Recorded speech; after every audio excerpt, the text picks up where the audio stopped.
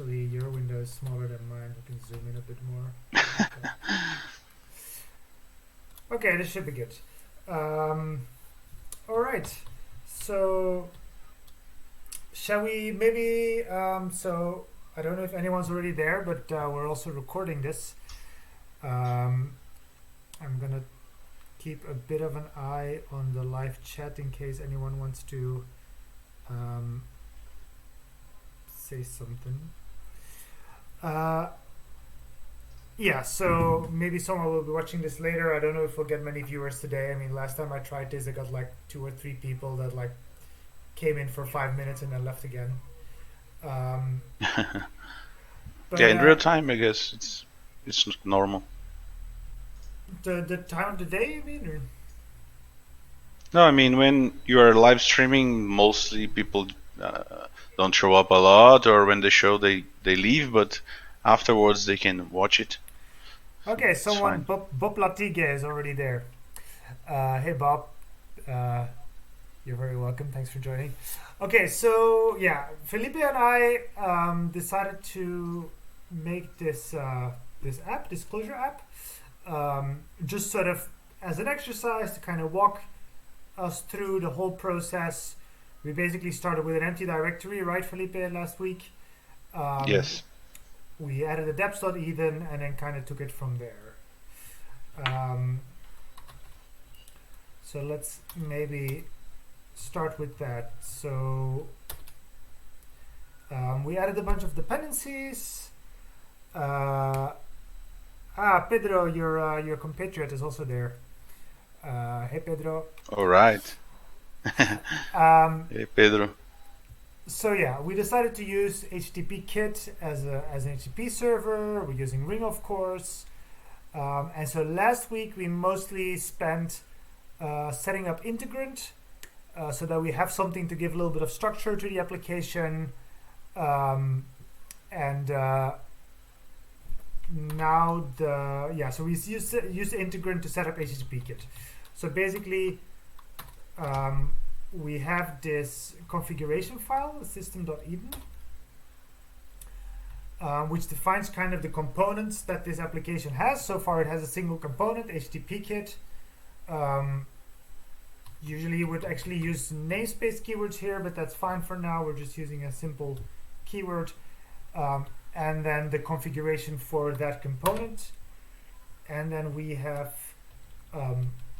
just a helper method to read that configuration, and then these two multi-methods from integrant to start that up.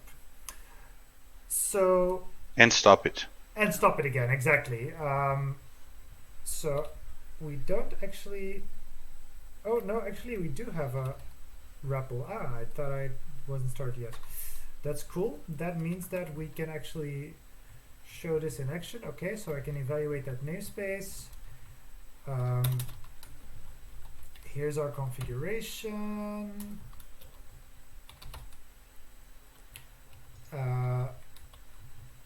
Here's a simple sort of basic ring handler, which we then pass on to HTTP Kit when we start our app. And so what we can do now, so we also set up, because we have these multi-methods here, but how do you actually now start the whole thing, right? So I don't know if you remember from last week, we set up this user.clj. So this is a file that gets loaded automatically when the REPL starts, when the app starts, at least in development mode. So anything defined here is automatically available in our REPL. So we can say go. And now we have our app running, and we can demonstrate that. I think this user namespace is an interesting take that I hadn't seen anywhere before. So maybe just show how more or less how it works. Sure. So actually that's I guess the user.clj. So just the namespace called user. Normally in Clojure, namespaces need to have at least a dot in it, right? But this is kind of an exception. The limitation that namespaces need to have a dot really has to do with the limitation of Java, um, and it comes up when you AOT, when you sort of ahead of time compile your namespaces into Java classes, because Java classes need to have a package and a class name, and so there has to be a dot there. But because this is something that you only really use for development, this is fine. We're not going to AOT compile this. Now you could put this just at the root of the class path, meaning source. So I could put this here, user.clj. What am I doing? But that way it would actually get bundled when we, suppose we want to deploy this later on. We're going to make an Uber jar probably to deploy this thing. So bundle all our code into some jar that we can ship. And in that case, we don't want that to be included. So what we do instead is we've added this dev directory and put this user CLJ in there. And then in deps.eden, we added this dev to the class path. But actually, and that's maybe already something interesting to start with, what you would normally do is something like this. Alias is def, extra paths, def. Yeah, this is a vector. And this goes. Then we have to restart, right? Yeah, now we have to restart, and we also have to tell Cider that it needs to use this alias. With a prefix, Control U, and jack in. Yeah, I guess that works. Can you just show me how you would do that? I guess so.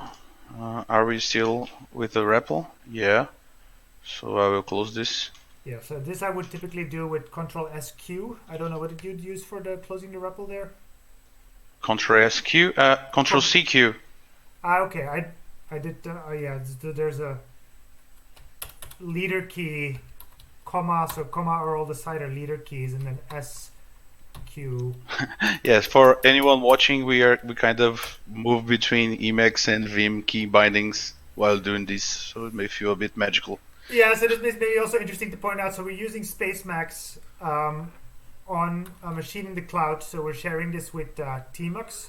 So we're basically both SSH into the same machine, and then both connected to the same Tmux instance, so that we can both kind of type and see what happens immediately.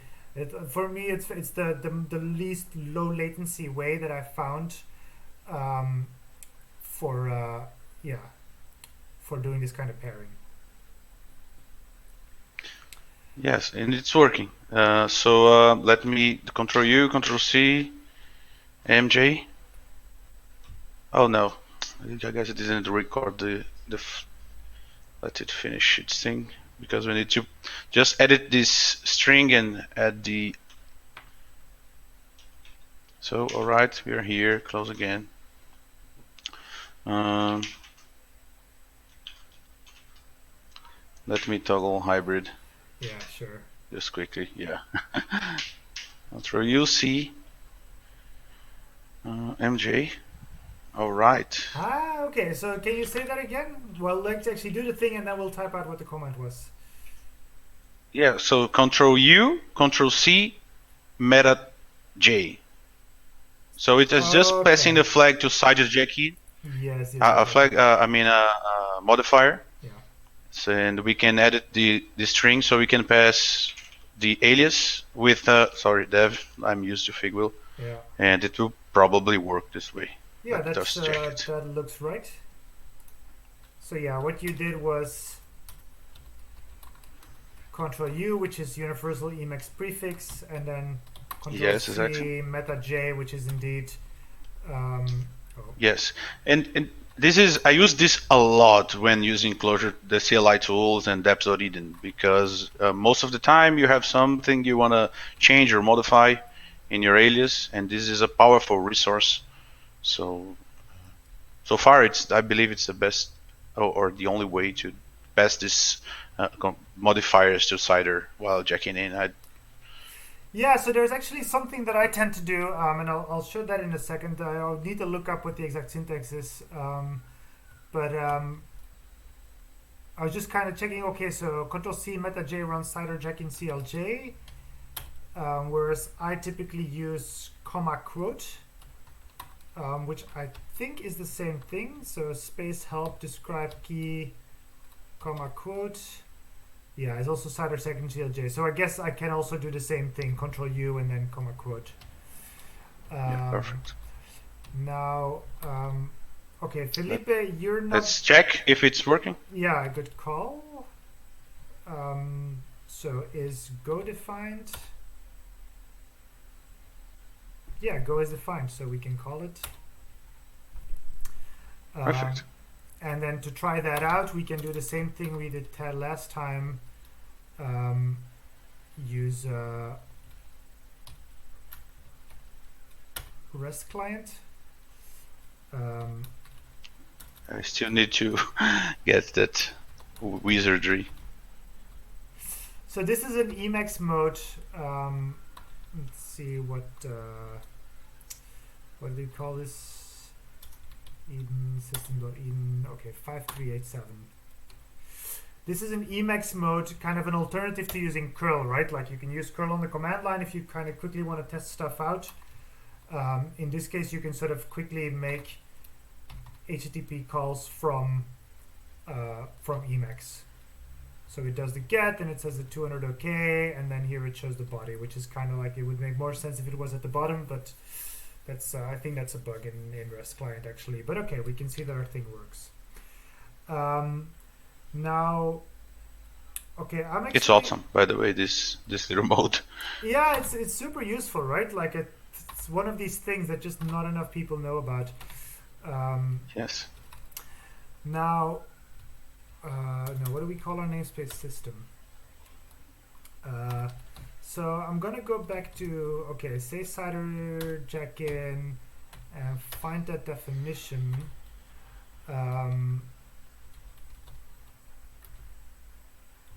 So there's a variable here.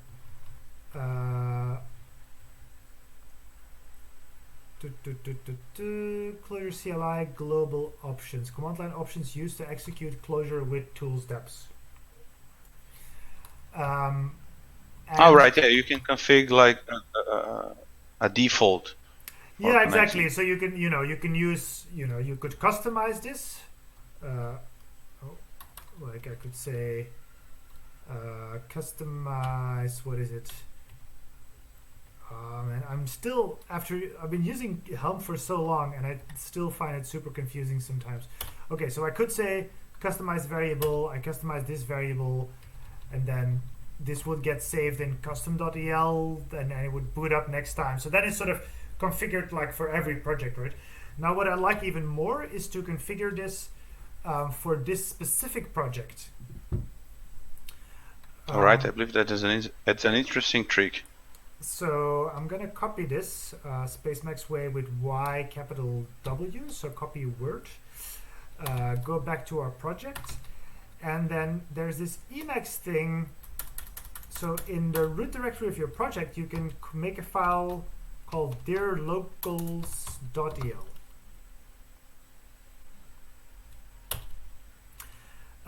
And this is kind of cryptic Emacs stuff, but basically it's a list of pairs. Each pair contains the name of a major mode. Now in this case I just want this for all major modes, so this is nil. And so this is this dotted pair syntax from Emacs list, basically for consoles. And then this again takes a list of consoles with the name of the variable and the value.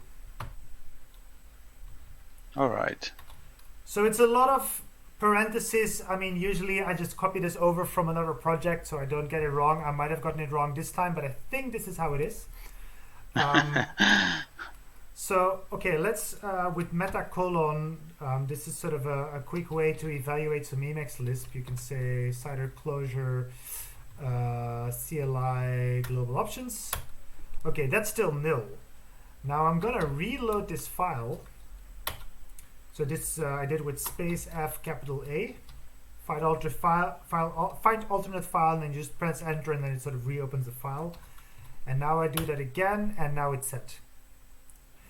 Perfect. And so basically, any file inside this directory that we open, this variable is going to be set. So this is a really neat way. I use this a lot for setting sort of, specific directory local or project specific things. I see it around all the time, but I've never actually used it. So let's actually already check that in, because that's actually already quite useful. And so let's just get the dir locals, and then I guess our changes to deps eden. Yes.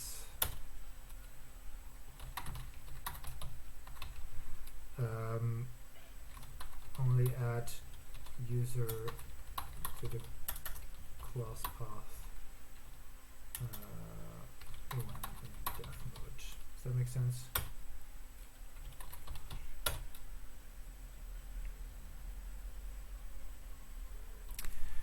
All right.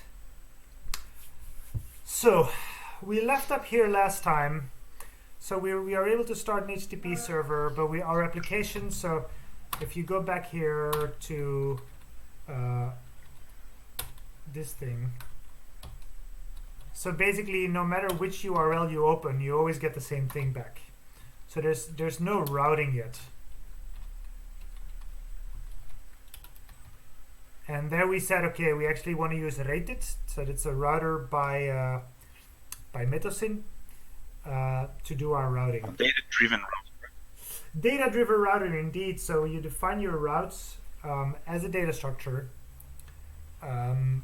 And then you can go from there.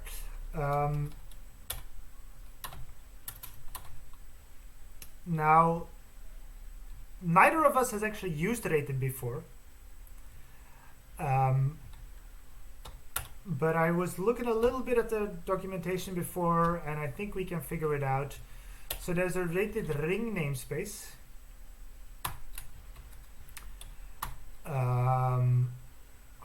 Yeah, I'm kind of tempted to just call this rated, because I think that's the main one that we're going to need.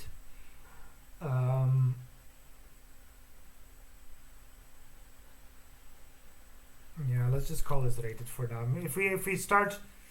If we end up including rated core at some point, then maybe we should call that rated. But I think at this point this should be fine.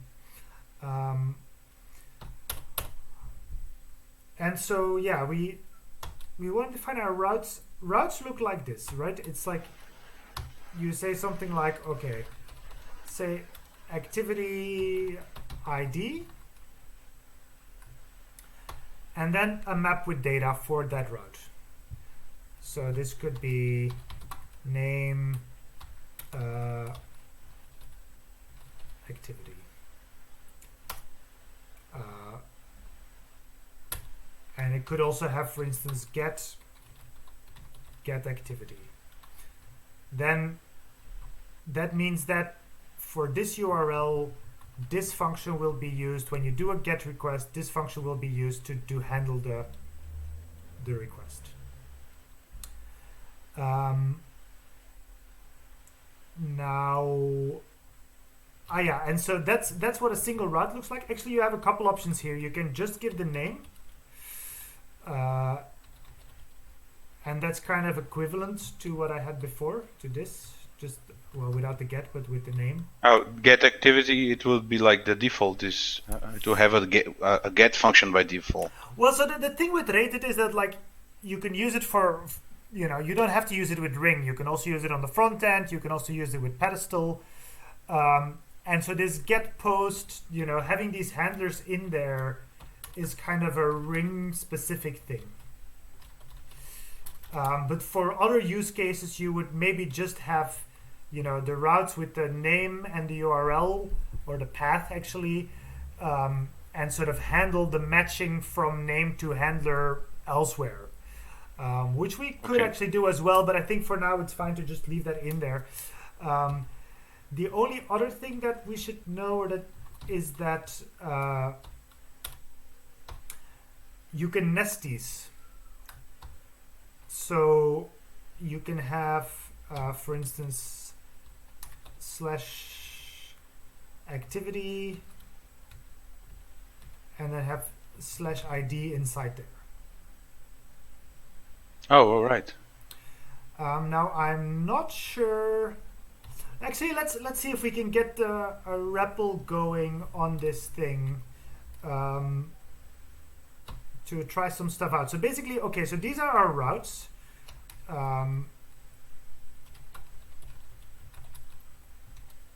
Let's just define that for now. And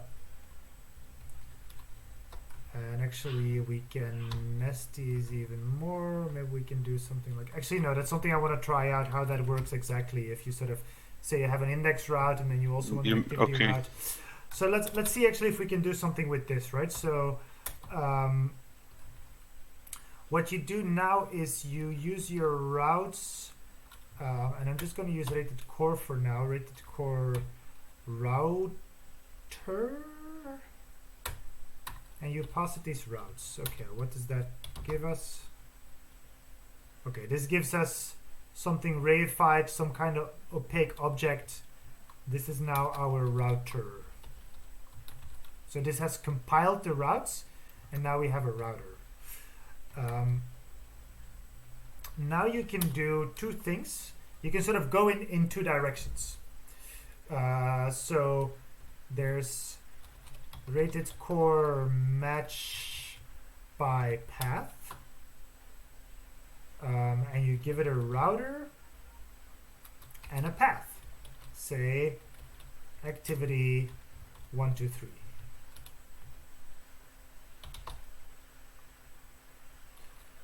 Okay, and now we get what rated calls a match or match data.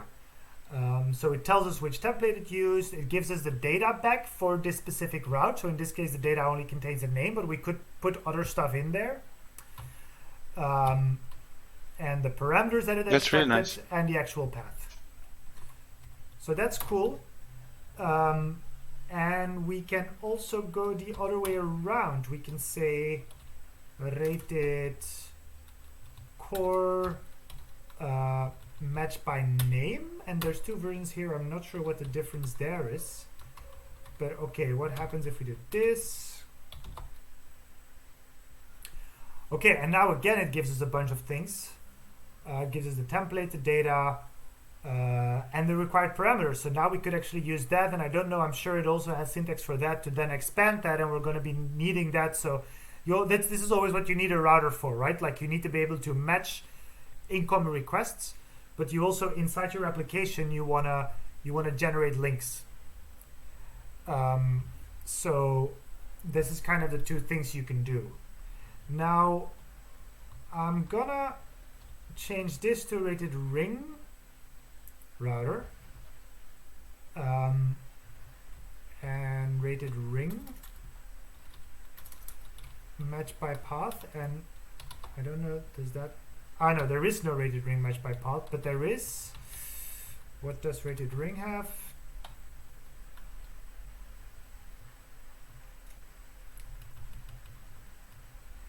It has a ring handler. So let's actually try this. If you say get, and then give that a function. So this is something that gets a request, and then for instance just returns the request as the body. So we can sort of see what came in there. Okay, so we use the router to create a handler, and that's a function. So this is now a function very similar to the function we had here, except that it actually does proper routing. So we can call that function with a request map. It does what? Sorry? It does proper routing. Except that it does? Okay, so, proper routing. Yeah, so it's actually going to dispatch based on the URL. Perfect. And so let's see if I can write a valid ring request map. Actually, can I write a valid ring request map? Let's do this first.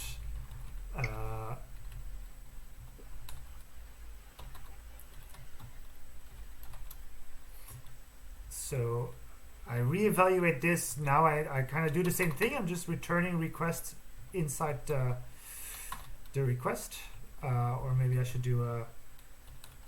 Depending on the. Oh, no, let's try this. Let's try this. Let's see what happens. So this is also something we did last time. We used this trick of passing the var of app to run server, so we don't have to restart everything when we redefine app when we update app.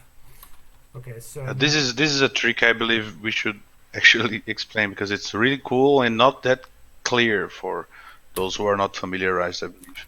At least it wasn't for me. I can say a few more words about that. Okay, so this is interesting. We're actually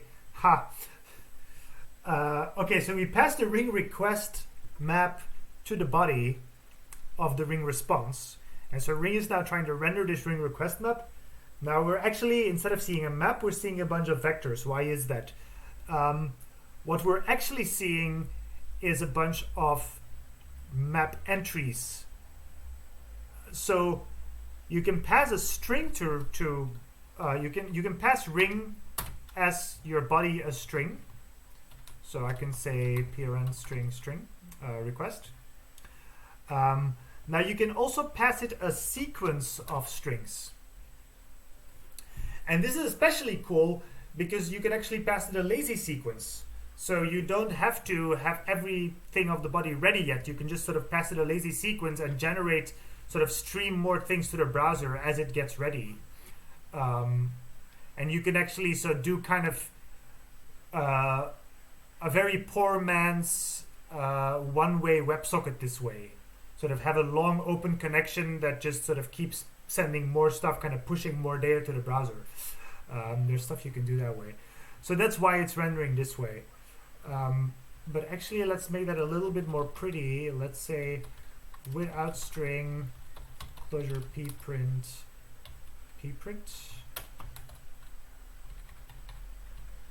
So Clojure pprint. Okay, first of all, usually you would expect you have to require this, but somehow I find that it's pretty much always already loaded. So if you just fully qualify it, it's fine. Because that way it doesn't end up in your namespace declaration. Yeah.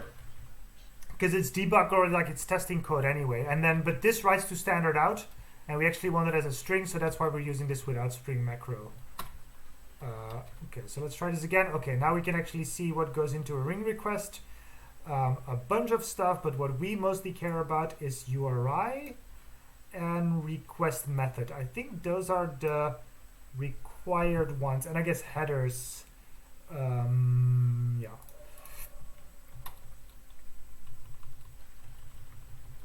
So that means that over here I should be able to say URI activity. I just can't spell activity. 1, 2, 3. Request method get. Okay, what does that do? Okay, and so this called our handler, and again we get our ring requests in the body this time, but it hasn't been rendered by ring yet, so we actually just see the value now. And there's some interesting things to note here in that Reddit put some stuff into the ring request map. So this match data that we saw before were actually being passed inside the ring request map, so you can access that. We should also have these path params, so we can actually access those directly. But if you sort of want to know, like if you have the same handler for multiple routes, you can actually look at this match data, see what's happening. Okay, so that kind of as a primer for Reddit. Felipe, what do you think? Is this kind of clear so far? Yeah, I mean there are lots of concepts and little details on how things attach to each other, but I believe the overall picture is solid. Okay, good. Then there's a typo here, but I don't know if it means. Let me just. Yeah. Oh, so, damn. Oh, and we somehow switched on this git gutter stuff. Git. Oh, yeah. I guess. Yeah, that's cool. I mean, we can leave that on. Do you know how you? Is that also a toggle? I believe there is, but there are actually a few different Git Gutter versions. So mine is different from this version. I don't know, but it's clear like that. There's a variable like Git Gutter toggle or something like this. Yeah, because I don't see it in the toggles from Spacemacs. Okay, never mind. So, okay, maybe quickly say something more about this var. So, originally we had this, right? So we passed this function straight up to HTTP kit run server. But that meant that when we changed this function and we reevaluated it, we sort of created a new value or new version of that function. That we had to go to a REPL and call reset to sort of do this reloading, and only then would the change be picked up. And that's kind of too much friction in a REPL workflow. So instead, what we did, space window delete, is to put this little thing here. And what that does is... And so it's not bound to the evaluation of the variable, but instead to the variable definition. So every time we change a definition, it will reflect inside this method. Exactly. So, you know, when you have a symbol in your Clojure code and that code gets executed, Clojure is going to look up the value that that symbol corresponds with. It's going to look up the var that the symbols correspond with, find the value inside that var, and pass that on to the function that you're calling, right? So in our case, it would look at, okay, it would find the app var, and then it sees that, okay, the app var contains a function, and that function would get called, passed to run server. So when we redefine it, there's now a new function inside app, but run server still has the old function. Now in this case, we pass it the var itself. It's kind of like an atom, like it's a box. You know, it's the box that also contains a thing. But this works because in Clojure you can, like, vars implement the same interface that Clojure functions implement. So I guess it's Clojure lang var implements Clojure lang ifn,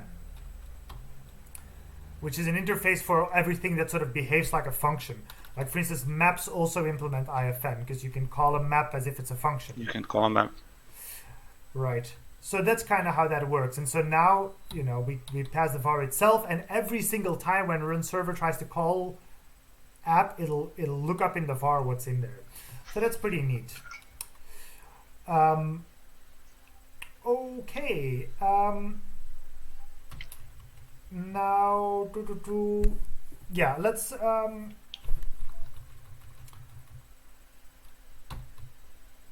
wire this up a bit. So we're gonna actually get rid of this app thing.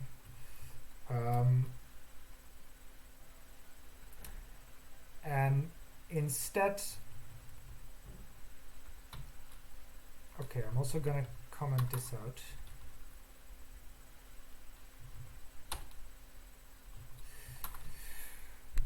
So we also have relative line numbers now. Something funny with the line numbers. It's like space T R. If it's that. Yeah, but it's not really relative line numbers. Like it's it's a bit weird. Something funky. Okay, it might be a bug. Okay, so basically, what I'd like to do is have separate integrant keys for this router and for this ring handler.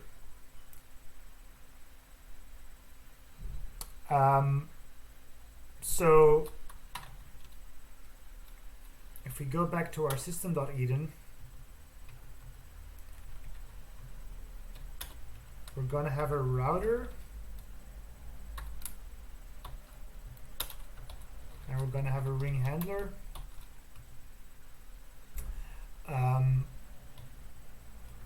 Which references the router. So this, I guess it's like this, igref Like this, router. Okay, here I actually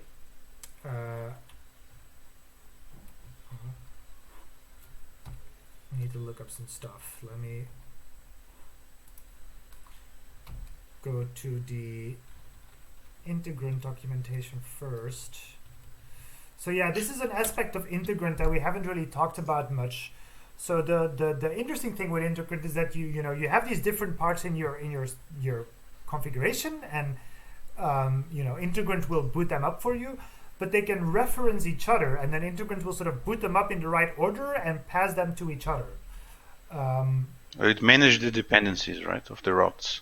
Yes.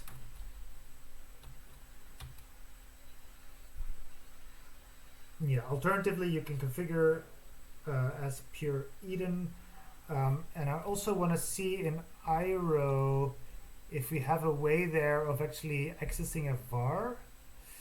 No,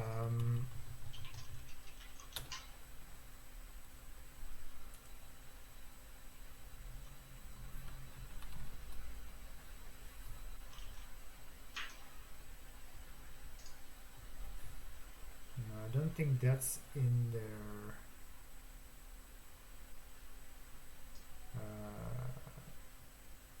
But you can define your own. Okay, so let's actually see if we can get this to work. So yeah, our ring handler needs a reference to the router, and HTTP kit needs an let's just call it handler, needs a handler. Now I don't know if it'll understand these things.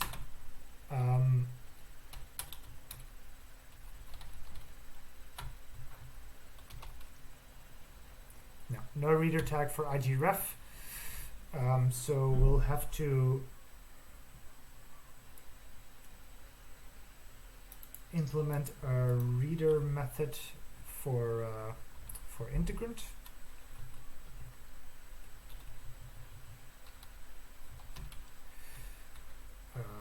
For IRO, I mean.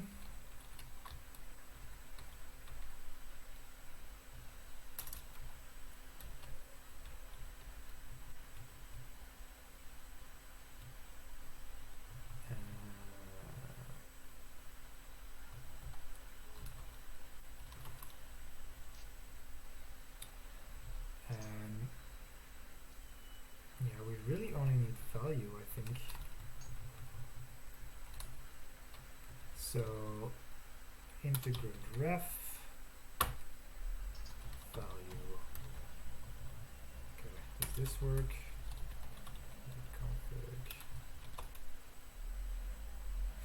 Nice. Actually, this is kind of annoying.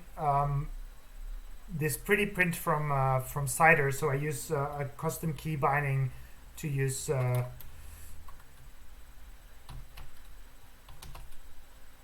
Cider pprint eval last sexp. So it evaluates a thing and then pretty prints it and shows it in a separate buffer.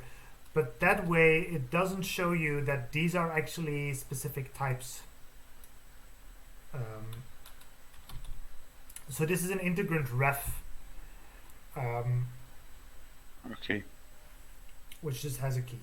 And I'll show in a second what that does. Put that first.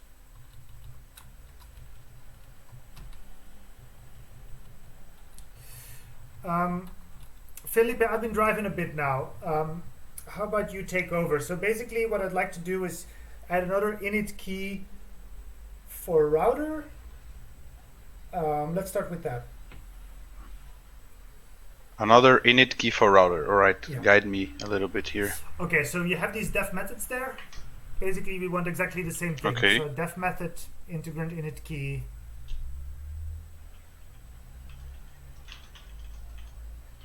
What's this?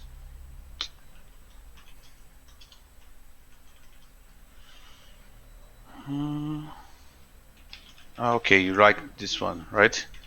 Yeah. You can just copy that if you like. Oh, let's type it.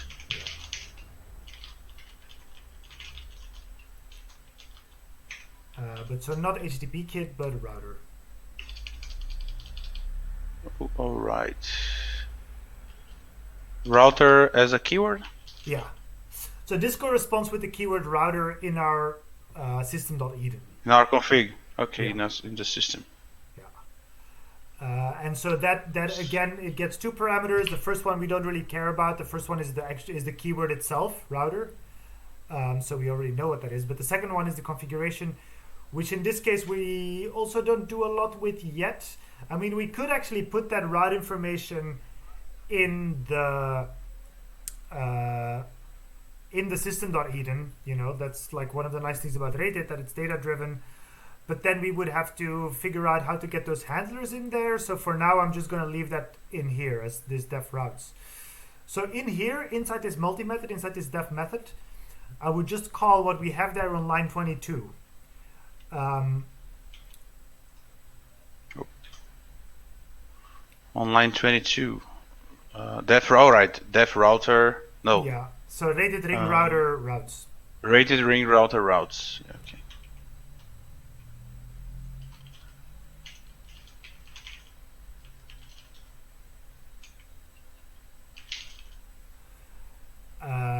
Yeah. But this is like how do we get it from? Do we need to get it from inside the config, right? No, routes will just leave here for now. So routes is the var that is up there on line 15, so you can just reference that. Oh, okay, yes, sir. Maybe later we'll see if we can pull that into the thing itself. We could already try this out, but actually let's do the other one as well. So what else do we have here? Ring handler. So how do you go to hybrid mode again? Control Z. No, Control Z didn't work for me. It goes out of it. Oh, yeah. Okay. Anyway, let's do one more. Oh, escape. I guess if you leave insert mode, it goes. So it's just it's I and escape. It's kind of, it confuses me, but that's just me. Okay, let's do another integrant init key for ring handler.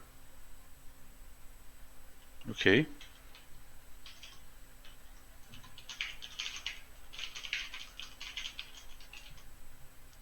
Ring handler like this. Yeah. And then same thing. Ignore the first. Underscore config. Yeah, that looks good. Now this ring handler. Yeah. Okay, ring hang. Go ahead. Rated ring router. No, rated ring handler. Ring handler, yeah. And then you need the router. Now, where does the router come from? From the config. Indeed. So you can just pull that out with a keyword. Router. Config, yeah. And then finally, in the HTTP kit one, instead of app is gone now, but instead we give it from the config ring handler.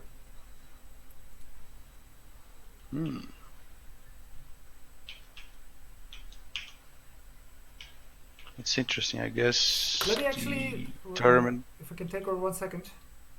It's in evil mode already. Just gonna put these next to each other, because then you can refer back a little bit. So you see here on the right hand side, like why is there now and actually here you see that in the config you need to find a key handler.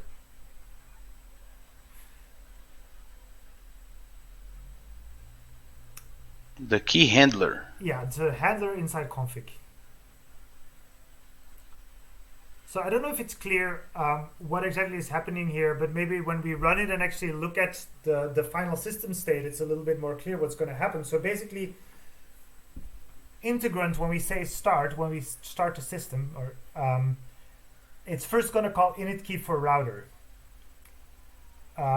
Okay. Not because it's the first in the map, because the map isn't ordered, but because it doesn't have any dependencies. Whereas the other one, ring handler, has a dependency on the router, and HTTP cat has a dependency on the ring handler. Okay, so it will smartly understand. All right, I need to call this first because it depends on that. The other one depends on it. Exactly. So it does what is called a topological sort, I believe. So it's going to start the router first, and then the result of calling init key on router, well, that's now the value in our system for a router, and that's going to be passed. That's going to be filled in. So that ref that you see, that IG/ref, is kind of a placeholder. That's going to be replaced with the actual value for router. Oh, okay. So that then. But how? So we should get this handler from inside the HTTP kit map to put it here. Yeah, and so but what you get there from config, that is that HTTP kit map. So we need to destructure this somehow or get it. Yeah, I mean, same thing that you did on line 32 with the router, like pulling it out as a keyword. You can just pull handler out from the config with a keyword. I guess we have two different points in Emacs. I don't know why it's doing this. Do we have like multiple cursors? That's strange. Does it also... Ooh, it does have multiple cursors. Usually Control G gets me out of that, but maybe if I just reload the file... well, let's save it first. Okay. Alright.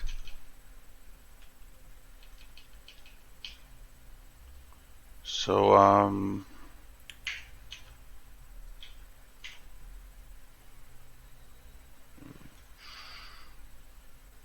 how would you do this? I mean, would you do this hierarchically, like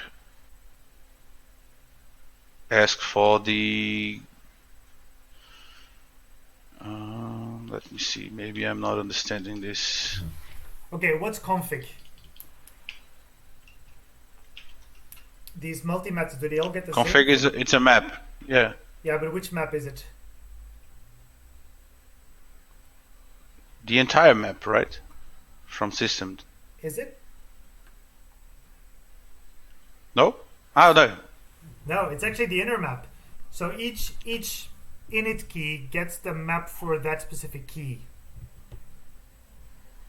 All right, yeah, sure thing. So it's just the same as before. Yeah, it's exactly so the I same. just need the the handler, right? Yeah. And yeah, you can destructure it or you can do it this way.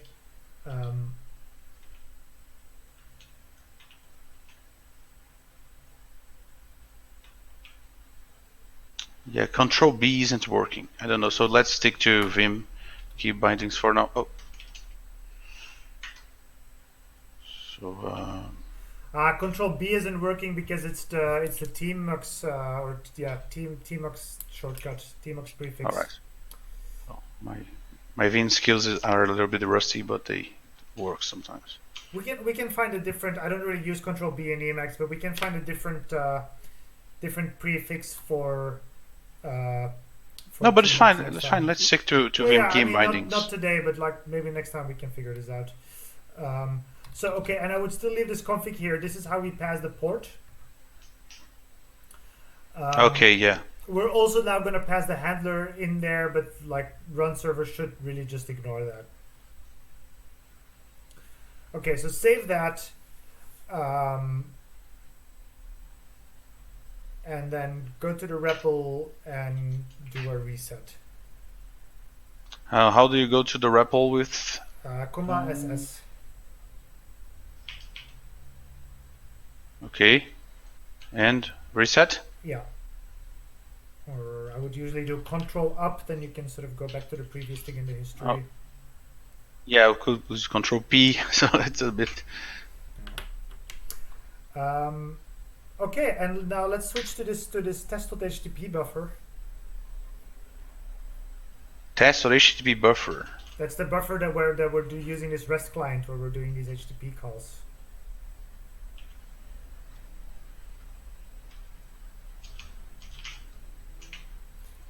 Okay, and just do Control C, Control C. Okay, so now we're getting a 404 not found on this thing because we don't have a route for XYZ ABC.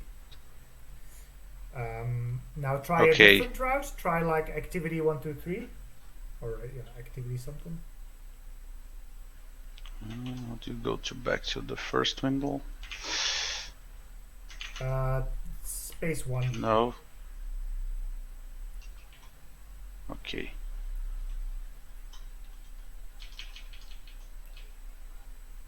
What did you say? Yeah, just replace that XYZ ABC with activity. So it's slash activity slash something, 8123 or whatever.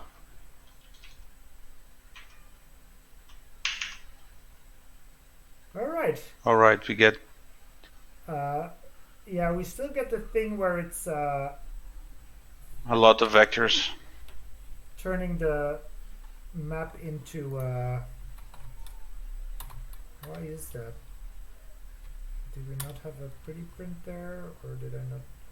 Oh no, we actually just have body request there. Let's try this again.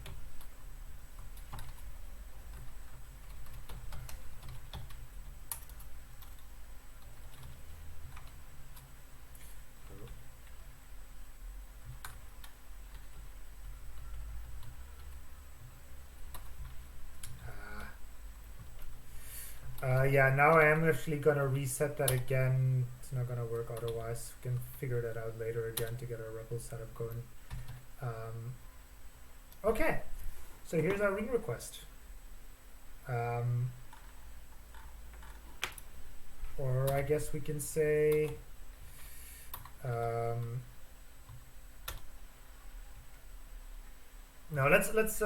Let's first. So okay, we can get rid of this. Let's have a look at our system and unpack what actually happened there. So, okay, we use this integrant REPL, which means that there's an integrant REPL state namespace which contains our system state. So you can actually find the system in there. Okay, that's cool. And I'll put that next to system Eden. So you see the left one is the starting point. The right one is the result. All right. So after they resolve the references, right? Yeah. So they resolve the references. They call init key. They collect the values for init key, and then those go into the system map, and those are also passed wherever they are referenced. And then when you stop the system, it actually will call the stop key, the halt key, I guess it is, in the reverse order. So now it first did router, then ring handler, then HTTP kit. Now it's first going to stop HTTP kit, then ring handler, then router. Now we don't really have any cleanup to do for these other ones, so we don't need a halt key there. Okay, so this is pretty sweet. Let's actually okay, so we have everything.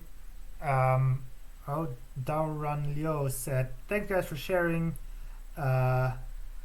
And he learned about the new thing with outstring. That's cool, man. Happy to show, happy to share.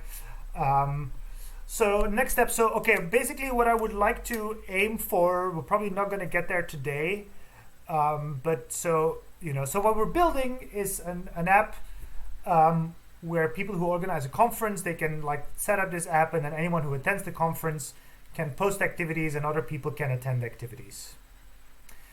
And so what would be sort of, what they call a vertical slice?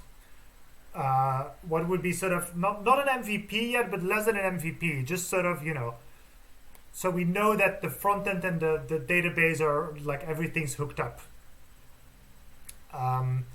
So basically what I was thinking was, I guess step one is just sort of statically rendering an activity, but okay, that's then it might as well just be a static HTML site. So really, the test is going to be, is there some kind of form where you can create an activity? And for now, that can be just a name. Doesn't have to be more than just the name of an activity. Post that, save that, and then show it again. Maybe show a list of activities.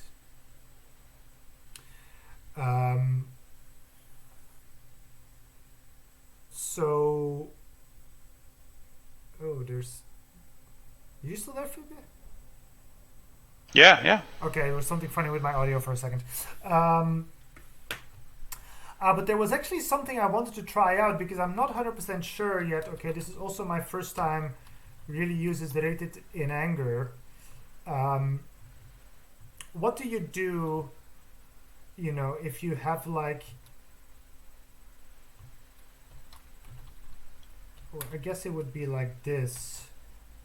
So you would have something like this. This is like an index route.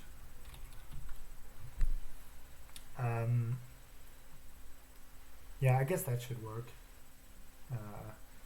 And then activity. So this is going to have a get and a post for a single activity. And then I guess, yeah, we can sort of use the... What are the Rails conventions? There's like activity new, I think. Is that where you get a form? What? Yeah, so we need a route. So we need a first route, get something which returns a form to create an activity. And then that form is going to go to a post. Creates plus redirect. And then it redirects to the actual activity itself. So we have that last one. I think new is fine. This could be like new activity.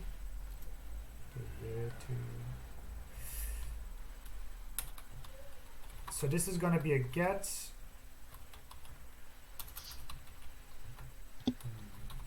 Render form. Then we have the activity ID with a post.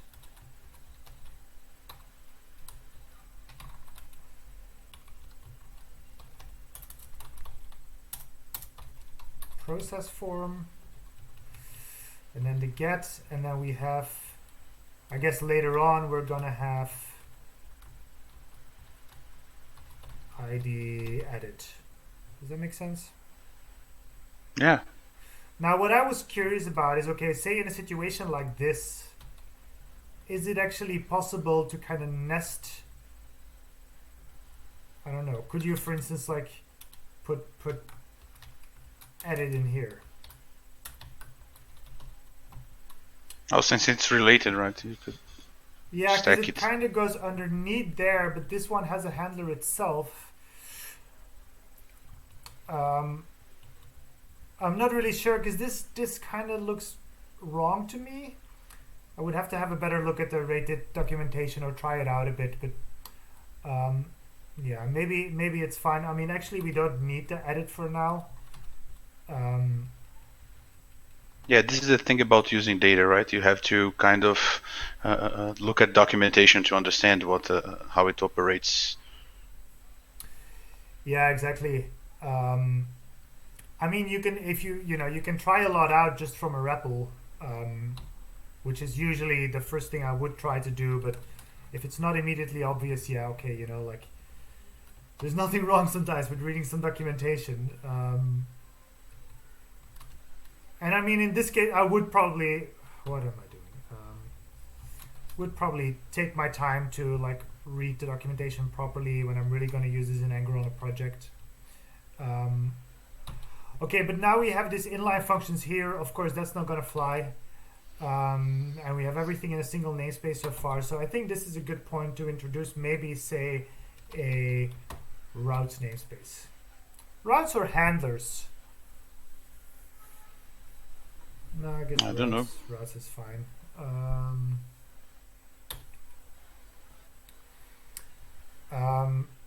Actually, no. I'm gonna call it handlers because they contain ring handlers. I think that makes more sense. And so they are going to contain functions like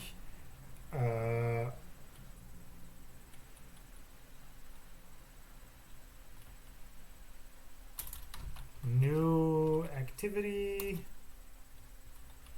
form,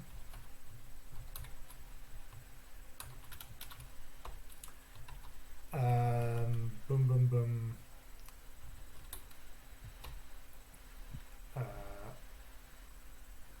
Get activity. And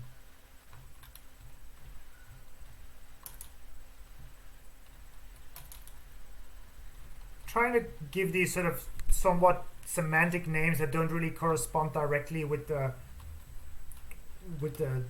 you know the HTTP method and run. But so this would be get activity new. This would be post activity. And this would be get activity ID. All right. That's already a good starting point, right? Yeah.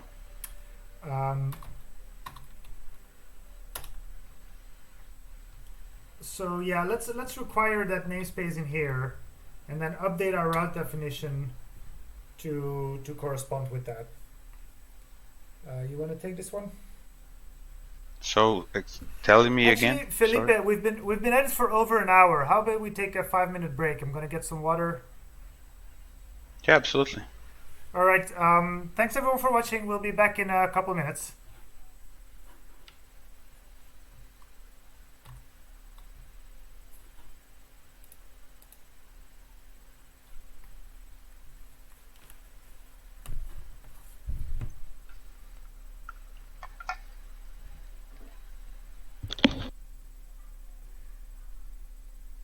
Okay. I think. Yeah, the audio's no longer streaming now, so we're on our own again. The audio is no longer streaming. Yeah. But we are still. Oh, actually, that. Oh, is it? Okay, it does actually. I was kind of wondering if it would. Wait.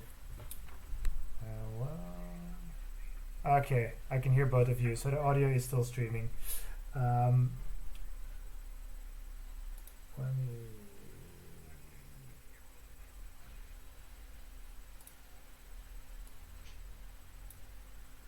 Yeah, I mean that's fine. Hey everyone, we're taking a short break. Can I mute it? Trying to figure out how to do this. No, okay.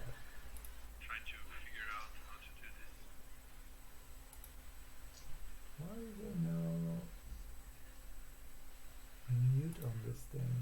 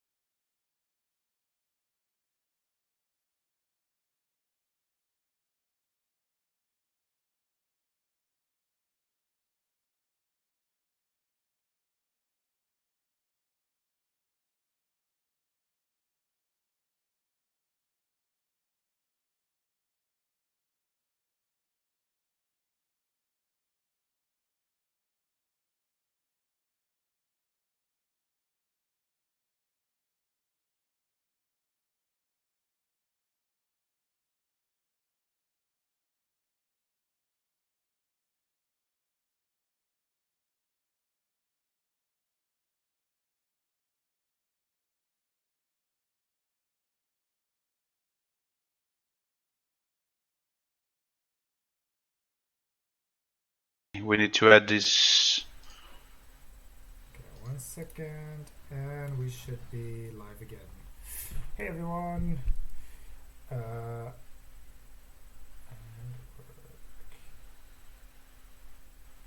We're 8 people in the chat now. Do say hi, people. We do love to hear from you and get some feedback. Okay, so we have these 3 routes, and basically what I would like to do is, include Access them from the system namespace. Yeah, exactly. Wire them up.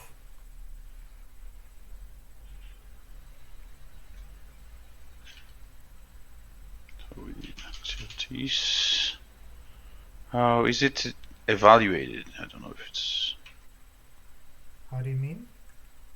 Just press enter. No, it does not work. Tab. You mean to do the autocomplete, right? Yeah. But let's do this. Yeah, okay, because we actually haven't evaluated that yet. That's a good point. Yeah. As handlers, I suppose. Okay.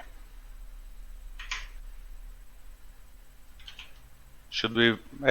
Makes no sense to evaluate this now. Maybe just the namespace.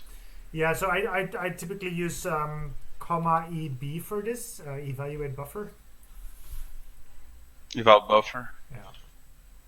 Okay. And then space 2. You can go back to the other one.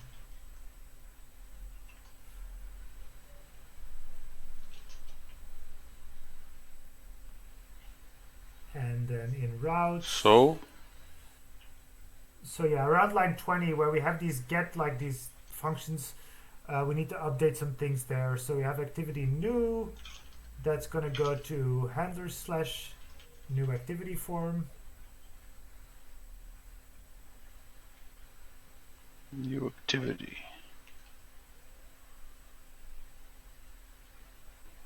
Sorry, can you explain it? Yeah, so now there's an anonymous function there, right? So instead we want to actually point to the function defined in the namespace. So this fn there, you can take that away. Okay. How do you expand in evil mode? Good question. You mean expand like selection? Expand region, right? Yeah.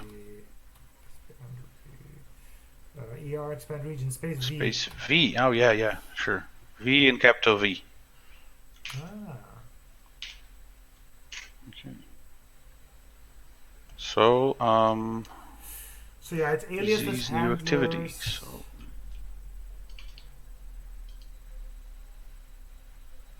So how do we pass it as the function name? Just the function name here?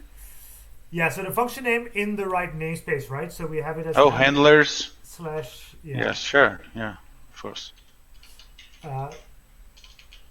And what we can actually also do here is do the same trick as before. Pass it as a var. Is it not? We haven't evaluated the namespace here. And this is actually the first one. So here, right? This new one, yeah. Yeah, the namespace declaration. Okay. And this here actually, it's I think it's comma. Ooh, what's this? Oh yeah, okay.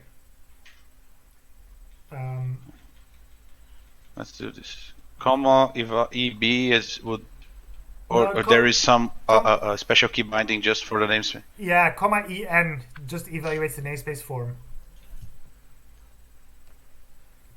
Okay. Yes. Okay. Okay. Like this. Yeah, and now basically same thing for the other 2. So we have post. Yeah, all right. Let me. Oh, I could have selected the entire thing. Yeah, okay. So I would do that with DA open parentheses, like delete outer. But yeah, select. Oh yeah, all right. Good option as well.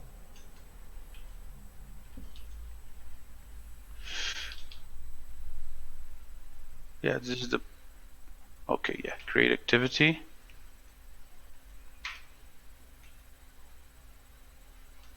D. Wait. Why? How did that work again? DA? DA open parenthesis. Okay. Yeah, that's cool.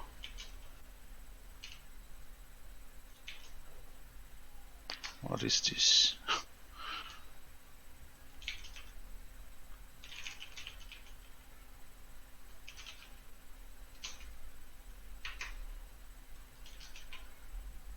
Is this right?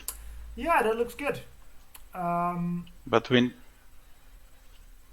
we need to.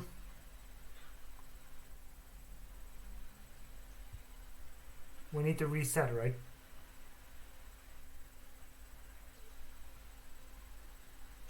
how do we go to the eval buffer to the The REPL, comma SS.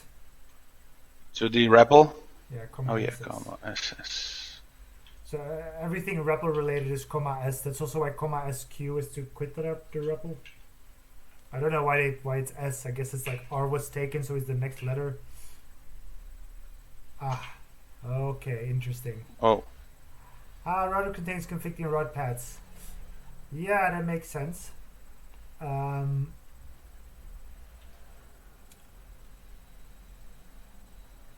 guess. I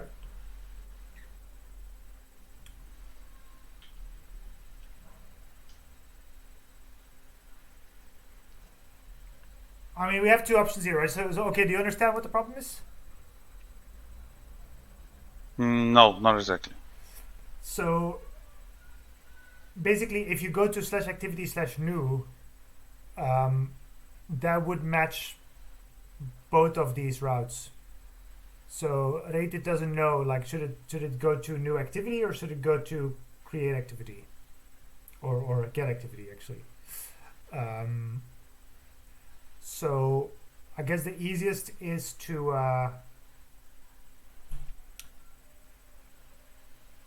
Yes, because we are defining them indented here, right? So it's probably related to that.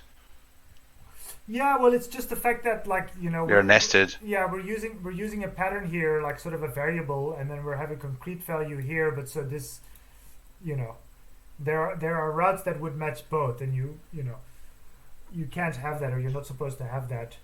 Now I don't know if we can fix that by, like, because this we would always expect to be a number, and so in that sense they're not overlapping. We could also just handle it in get activity, like check, like, okay, if ID is new, but that's also kind of messy. How about we do something like this, like, actually, because we're gonna want a route for the collection as well, right? Indeed. So maybe this is actually a fun way of doing it.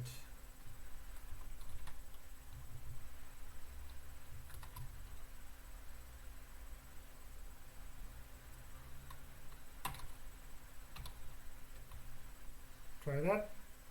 When you evolve the numbers on Linum or on the they go crazy.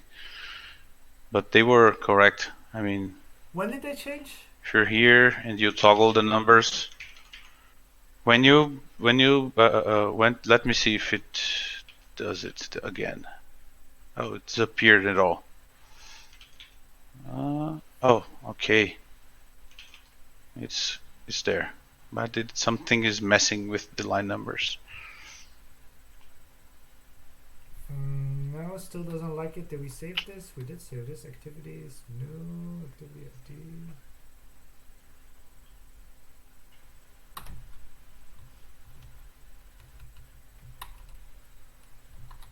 Huh.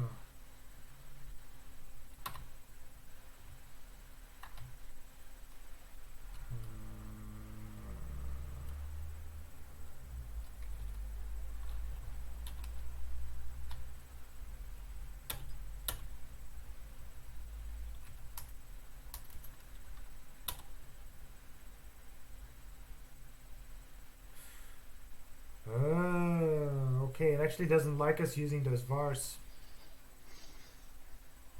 No method expand of protocol rated core expand found for class Clojure line var.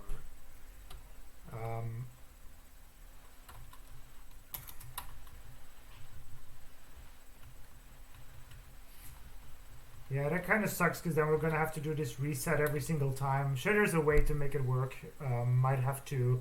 I mean, I guess we can. See, you just evolved the buffer and the line numbers went crazy. Yeah, that's when it's happening. Okay. But yeah, it sucks. Yeah, well, actually, I mean, we could, I guess, see if we can hack this. So apparently there's a rated core expand protocol. Can we jump to that? Yes. Expand this, okay, and so you can see. So I guess this is just kind of something that it recursively calls on this configuration.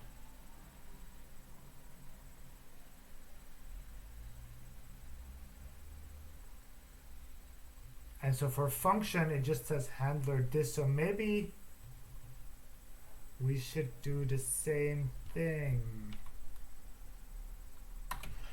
So I think we should be able to do this, say, no, what is it? Extend protocol. Have you worked with protocols before? Nope.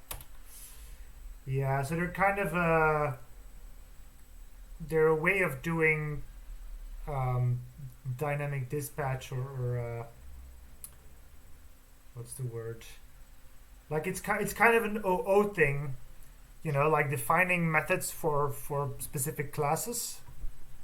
But more. Okay, yeah, that I get. But it's more flexible. So when you can say in Java, you can have a class and it implements interfaces and then you implement those interfaces, but you need to do that all at once. Whereas protocols, you can define those separately and then extend them to certain classes later on. Okay. Yeah, like a template or something. Yeah. So that's pretty neat. So yeah. Oh no, it's expand. So we can say extend protocol ready to Clojure line var.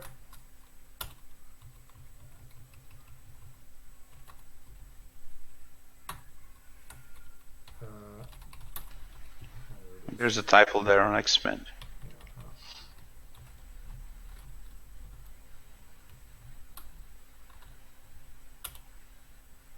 Okay. Well, yeah. Now they're no longer vars.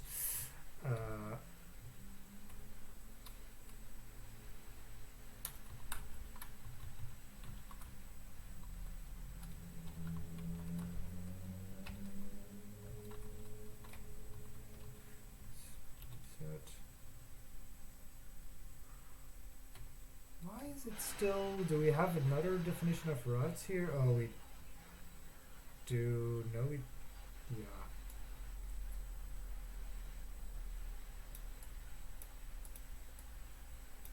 Oh. Great, right?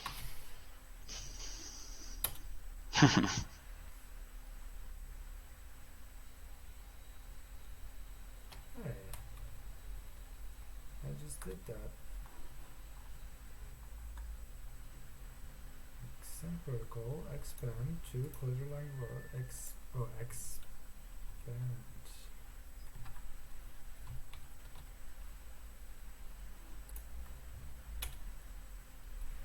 Whew.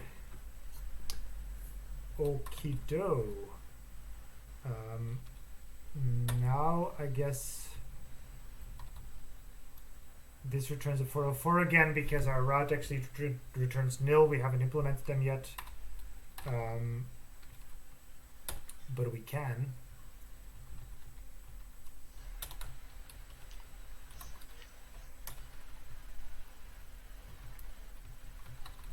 Let's come up with our own status codes.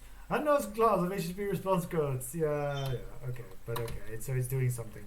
Let's get this out. I don't want to get too too diabolical in here.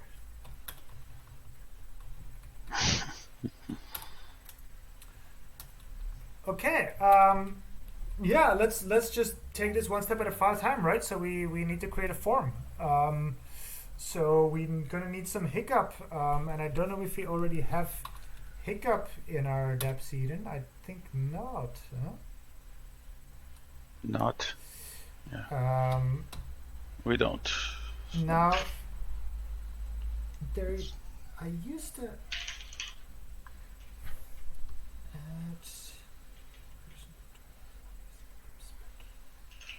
add project dependency. Okay, hiccup. Yeah, lots of hiccups.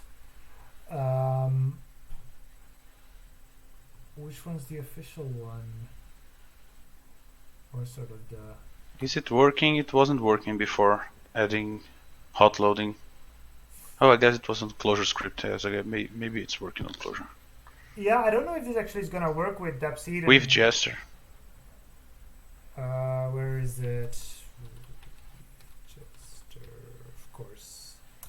No, with Jester. No, maybe it's just hiccup. This one.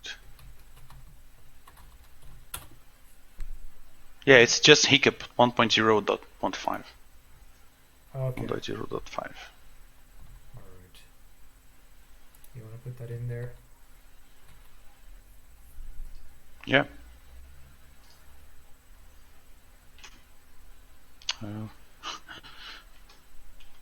Still suffering a bit with the Vinky bindings.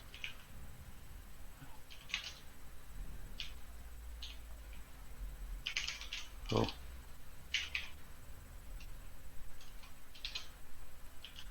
Maven version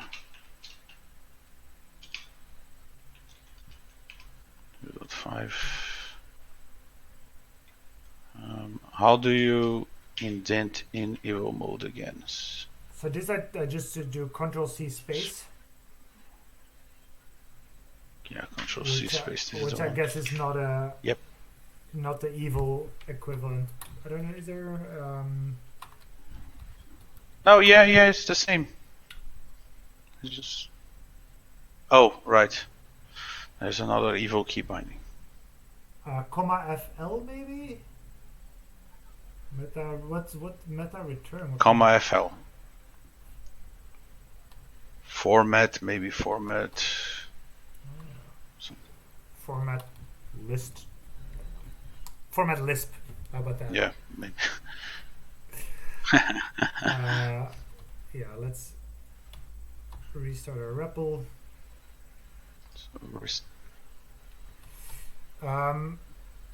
And now I should actually have ngrok on this machine. Oh, wait. Didn't ngrok? What is ngrok?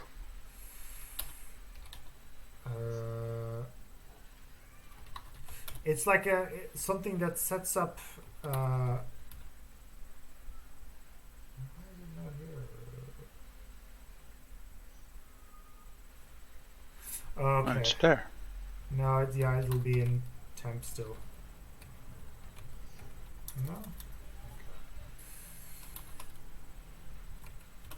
No. It creates ACP tunnels.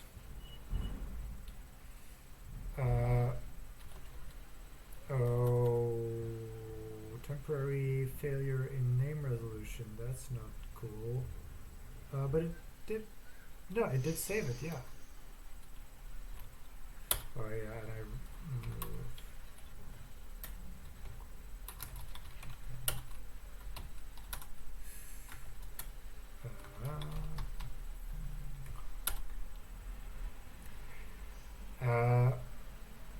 so now I should be able to say ngrok http.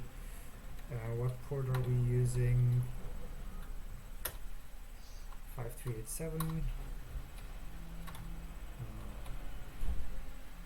5387.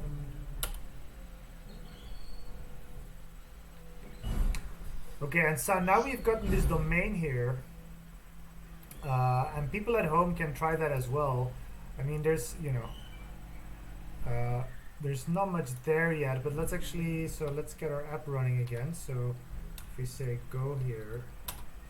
This is pretty neat. Oh, no symbol go in this context. Syntax error.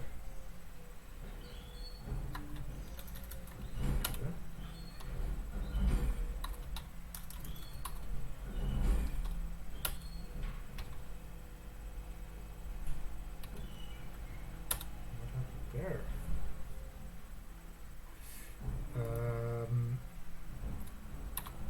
And I'm gonna just go to our handlers again and say status 200 body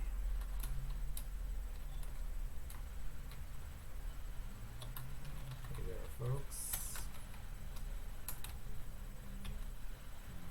Don't use too many exclamation marks after each other, it makes you look like you're crazy.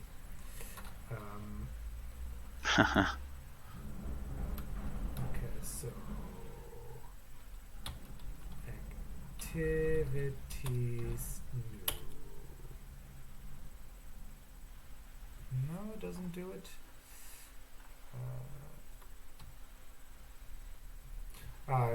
Do we? Okay, does it actually work here for starters?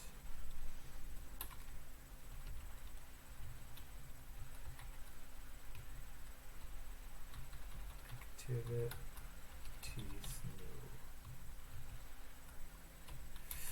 Yeah, so you can have multiple things in this REST client mode. You just need to separate them with comments.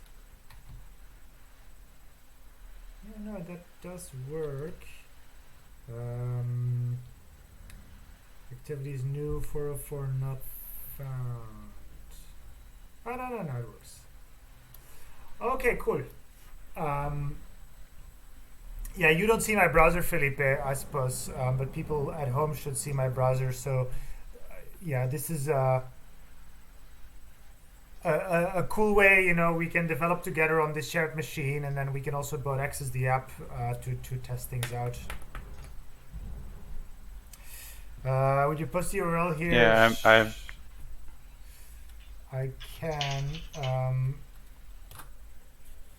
except that the streaming is using so much of my CPU that it takes forever to load YouTube. No, wait, where am I?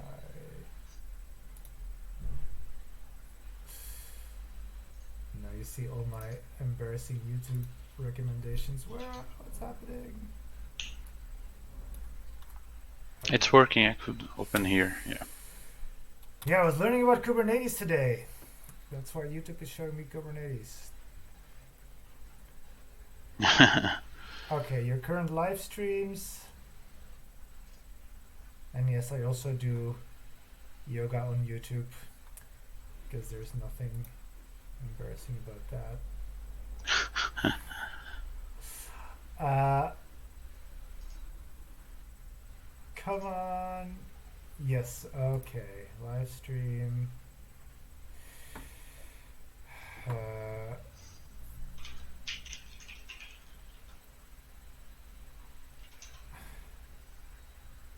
Okay, add a comment.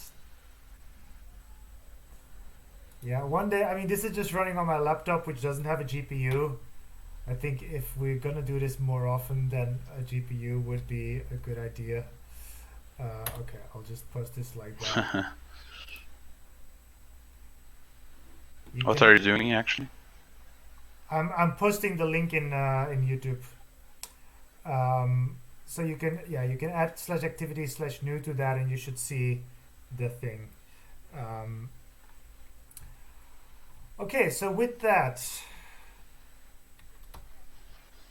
we have hiccup, presumably. Do we have hiccup?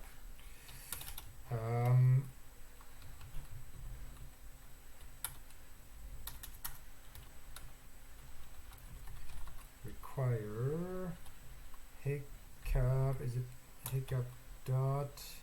There's a 2 somewhere. You need hiccup 2.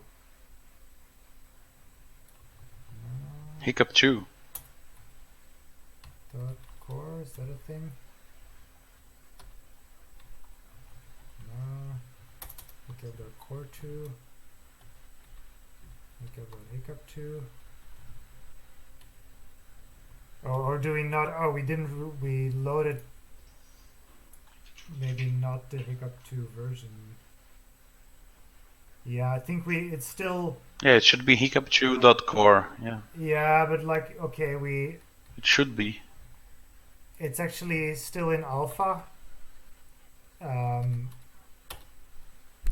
The thing is, like, Hiccup 1 has some security issues, which is why it's actually really sad that it's still in alpha. The 2 stuff. 2.0.0 alpha 2. For some reason, my pasting doesn't work. Yeah, okay, there we are. So the problem with Hiccup 1 is that it doesn't automatically escape. And this is a super important feature of templating, like HTML templating. If you don't automatically escape stuff, then it's just inevitable that unescaped user input is going to end up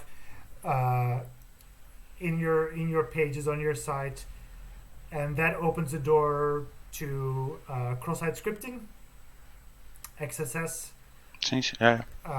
which is problematic to say the least. And also, one of the most common vulnerabilities on the web. Oh, maybe I posted it in the wrong place. Yeah, sorry. Let me. So it's E0 E93 ACD. I can actually. So I have the chat here on my phone. That's the only way I'm kind of following. So E0 E93 ACD and grok. Yeah, maybe in the future we can like open these tunnels before we start, and then people can follow along at home.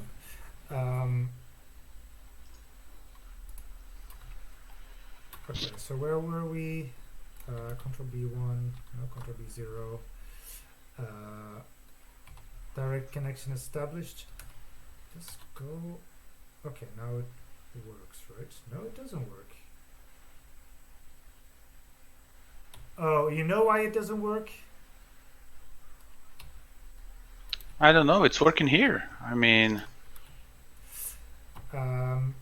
No, the reason is that I started my REPL from this namespace. No, it's actually fine here. Well, yeah. My theory is that it started it without the dash def. Yes, indeed. If you look at, so the thing is this value decider Clojure CLI global options. I believe it's buffer local. So you really have to watch out that. Yeah. So I started my REPL from deps Eden, and we haven't reloaded deps Eden since creating this dir local file. And so cider Clojure CLI global options is still nil here. And so it didn't pick up this dash def. Okay. Def. This is like, yeah, this is the most annoying thing about these dir locals. Happens to me all the time. So long story short, let's reload this. Now it's there. Now we can jack in. And now you see at the bottom that it's using the alias. Okay.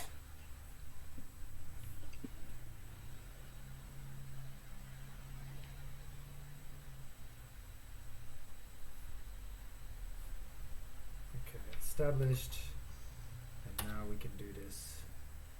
Go.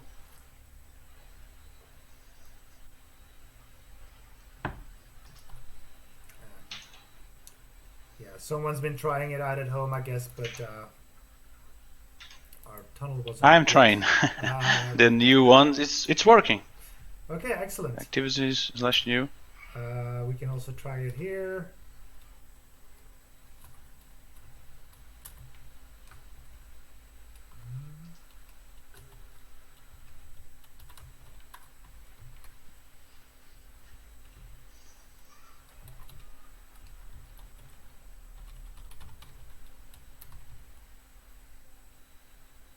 Nice. Yep.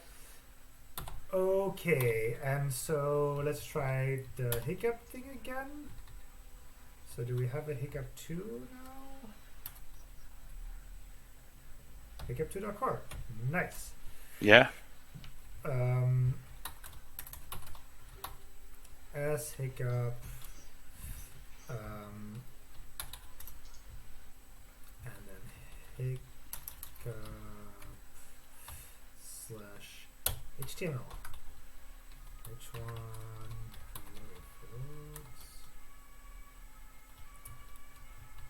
excellent. And then I guess you turn that into a regular string.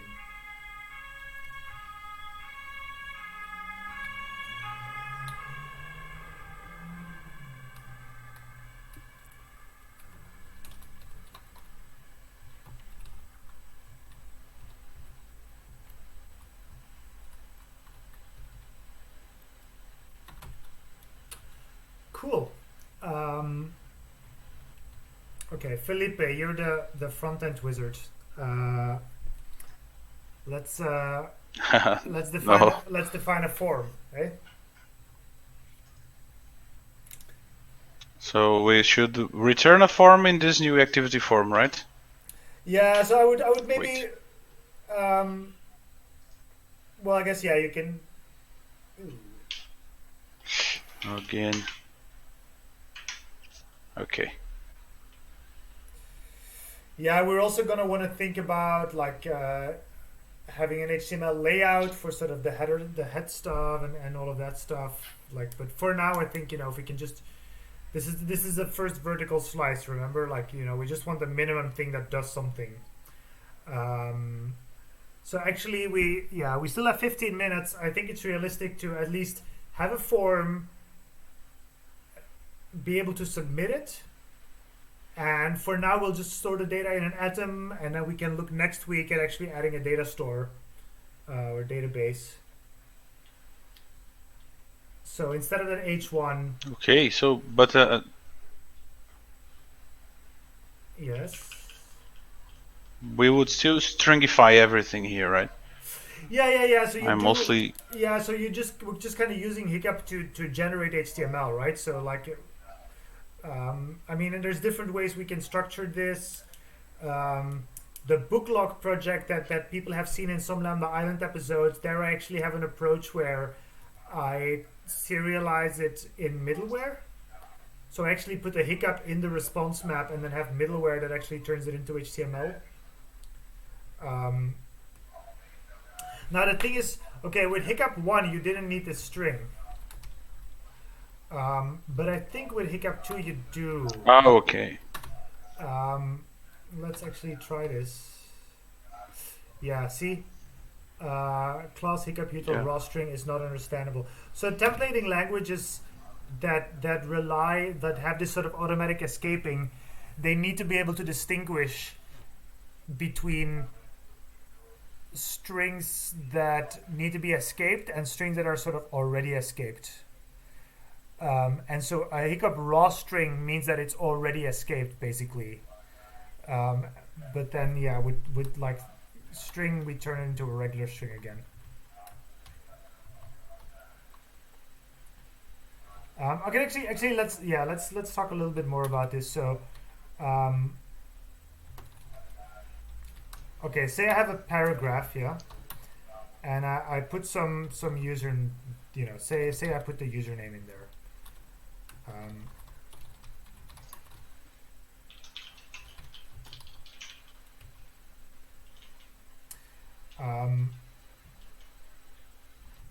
And actually, I'm also gonna include hiccup 1 here. Core as hiccup. As hiccup 1.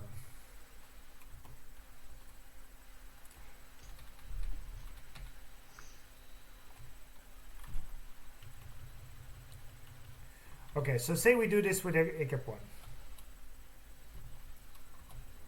Okay. Okay, so it just says paragraph Arna. Okay, that's fine. But now someone else comes along and they say, well, my username is script, alert,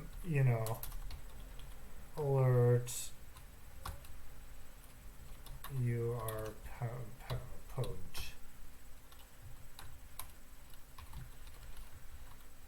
Yeah, classic XSS.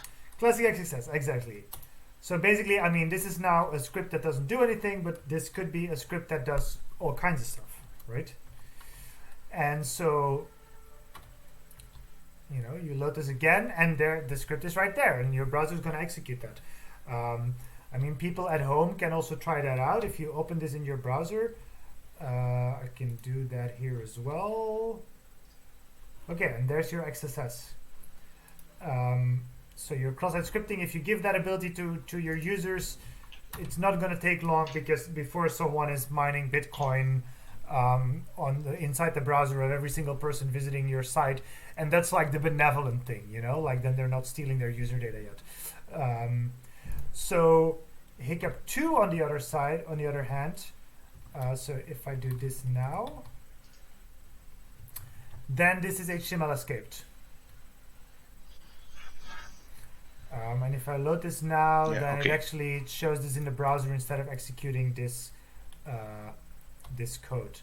Now, say that I have something, some library that actually generates HTML, and I want to put that inside my hiccup. So I already have HTML, like HTML that doesn't need to be escaped again, like that is actual HTML that I want to directly. It's an HTML string already. Yeah, exactly, and I want to use that somewhere inside my hiccup. Then you would use this hiccup raw, and so the result of that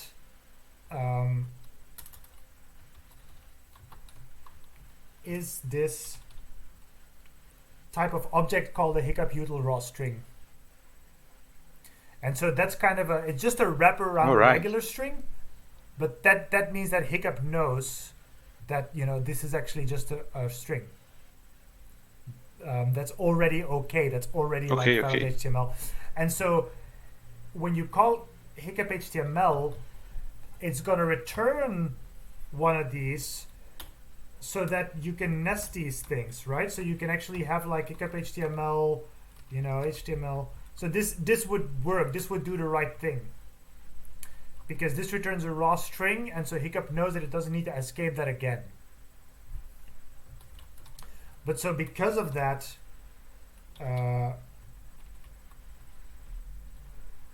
we need to call string. Long story short. So okay, now makes sense. Now I've actually created that XSS attack again. So now I'm pwned again. But so yeah, normally. So you also need to be a little bit careful with where you use hiccup raw. Like, is that user data? Yeah, then you probably shouldn't do that. Or have like really good cleanup and sort of whitelisting of which characters they can use. But there's it's amazing what browsers understand. So be really careful with that. Anyway, yeah, time's running out. Let's make a form. Let's make a form. Ooh. Oh, wait. What am I doing? The echoes. Was okay. Space V. Yeah. All right. So we need a form. Would it wrap this in a div before? Maybe makes sense. Yeah, I mean a div or not. I mean this is really just raw prototyping, right? This is a breadboard. This is.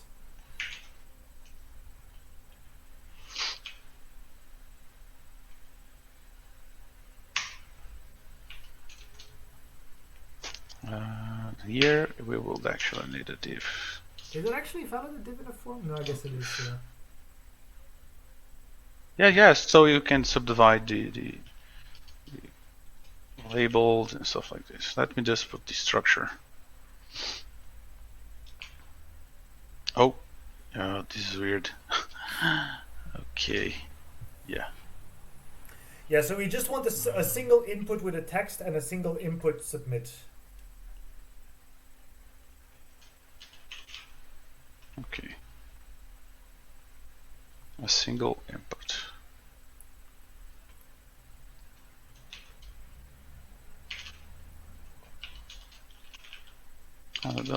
Let's just make it really with a button.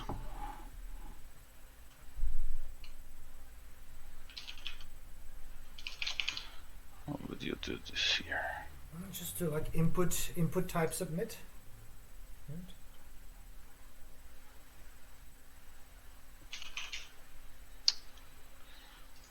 Damn. Yes, my terminal is losing focus here. Input type. Like this? Yeah.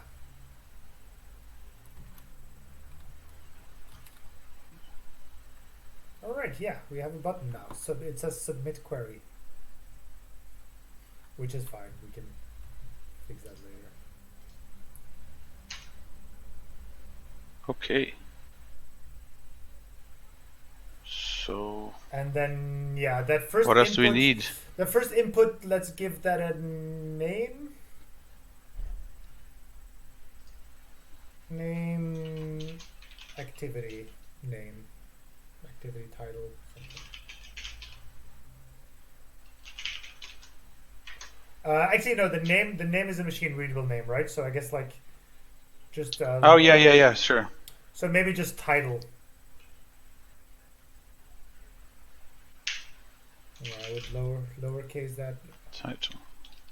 Lowercase. Okay, that's good enough actually. But our form does need, what is it? Method and action, right?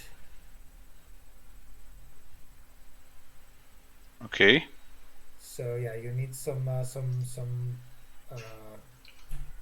attributes. Whoa.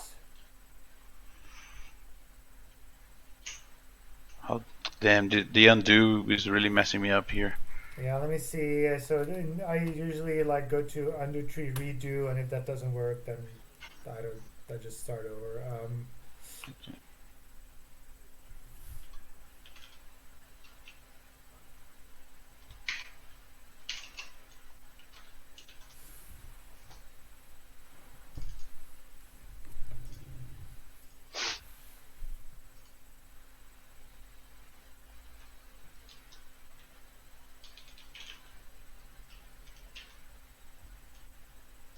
So we need a method.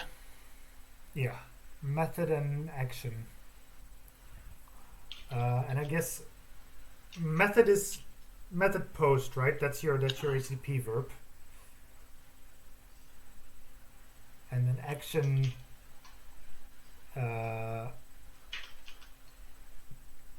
slash activity.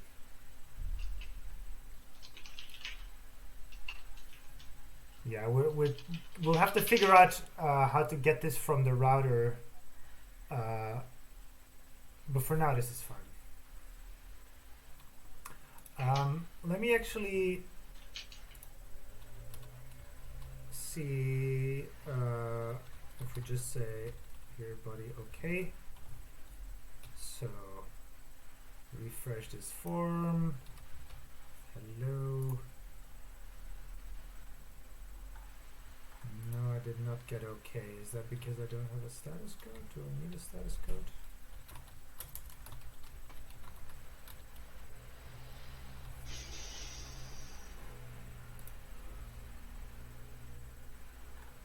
No, something's not working yet.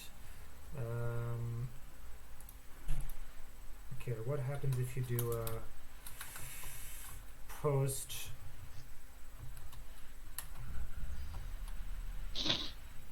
Actually, let me first see what my browser did.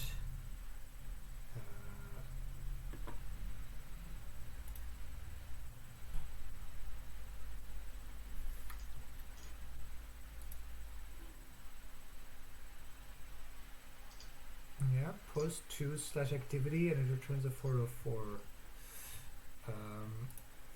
What do our routes look like?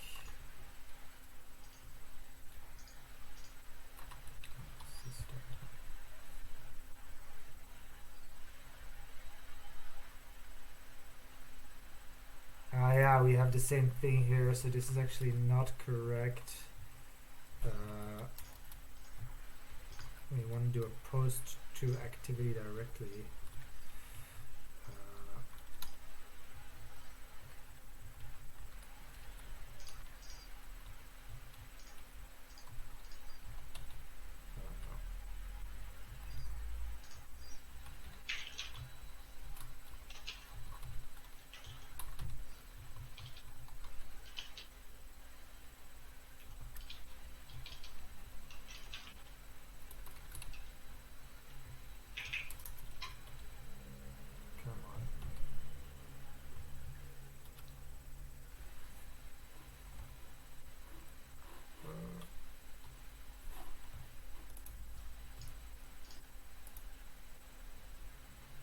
Okay. So that's wired up. So activity system, handlers, yeah. Okay. How much time do you have? Well, it's 5 now. But yeah, let's well, shall we? Do you still want to finish it, or shall we leave this for next week? Yeah, maybe we can resume. I mean, we are starting a new building these forums. Maybe we can resume next week with everything. Yeah, that sounds good. Yeah, so Pedro asked if there is a roadmap. Basically, if you go to activities dot heartofclojure.eu, activities.heartofclojure.eu, you can see like basically what we want to achieve. And I misspelled activities again. So yeah, we're kind of recreating this application. So that's our roadmap. I mean, we'll see later on what we can do with it, but first step is kind of having the same functionality. All right, thanks everyone. We'll push the code to GitHub. The recording will be online, so please share that. Please comment if you have any comments. We'll be really keen to read those. And we haven't scheduled yet our next session, but are we doing the same next week, same time? It's fine. Is that good for you? Let me see. Yeah, that's also good for me. Yes. So yeah, if all goes well, same time next week, same time, same place, you can find us again. Thanks a lot and have a nice day. Ciao. See you, everyone.